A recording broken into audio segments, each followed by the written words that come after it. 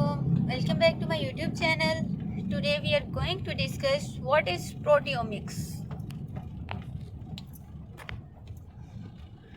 Proteomics basically क्या होता है कि हमारी बॉडी में या एक सेल में आप कह सकते हैं, एक सेल में जितनी भी एक्सप्रेस्ड प्रोटीन्स होती हैं ना, उन सब के सेट को हम कलेक्टिवली क्या कहते हैं? प्रोटियोमिक्स।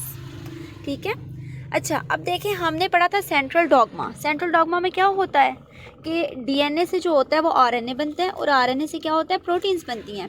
अब बेसिकली प्रोटीन्स क्या हैं कि ये ट्रांसलेटेड प्रोडक्ट हैं जीनोम की। सो प्रोटियोमिक्स में सारी प्रोटीन्स आती हैं, क्योंकि सारी प्रोटीन्स कैसे बनी होती हैं? From translation of genome.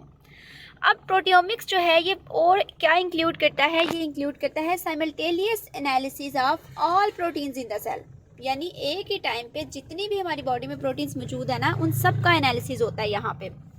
इसके अलावा यहाँ पे प्रोटियोमिक्स में आप कह सकते हैं कि हम लार्ज स्केल आइडेंटिफिकेशन भी करते हैं प्रोटीन्स की।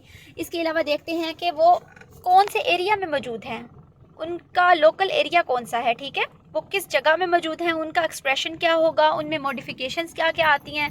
इसके अलावा एक प्रोटीन की दूसरी प्रोटीन से इंटरेक्शंस कौन कौन सी होती हैं और हर प्रोटीन क्या क्या फंक्शन परफॉर्म करती है, ये सारी चीज़ें हम लार्ज स्केल पे स्टडी करते हैं प्रोटियोमिक्स में।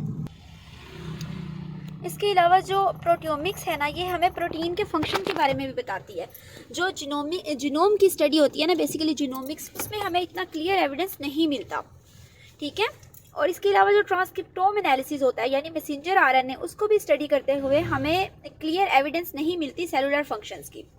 इसके अलावा जो जीन्स होती हैं, उनसे एक से ज़्यादा प्रोटीन बनती है, यानी हमें ये नहीं पता कि कहाँ से कटिंग होगी, स्प्लाइसिंग होगी तो कौन सी जीन बनेगी, ठीक है। ये चीज़ भी जीनोमिक्स में प्रॉब्लम करती है।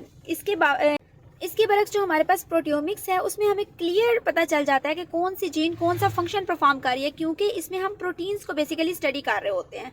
इसके अलावा पोस्ट ट्रांसलेशनल मॉडिफिकेशंस का हमें पता चल सकता है। इसके अलावा अगर हमने कोई डिजीज़ है, किसी को ड्रग डेवलप करनी है, तो उसके लिए हमने किस प्रोटीन को टारगेट करना है, हमें ये पता चल जाता है। इसके अलावा प्रोटीन से प्रोटीन इंटरेक्शन जो है वो हम स्टडी कर सकते हैं बाय स्टडिंग प्रोटियोमिक्स।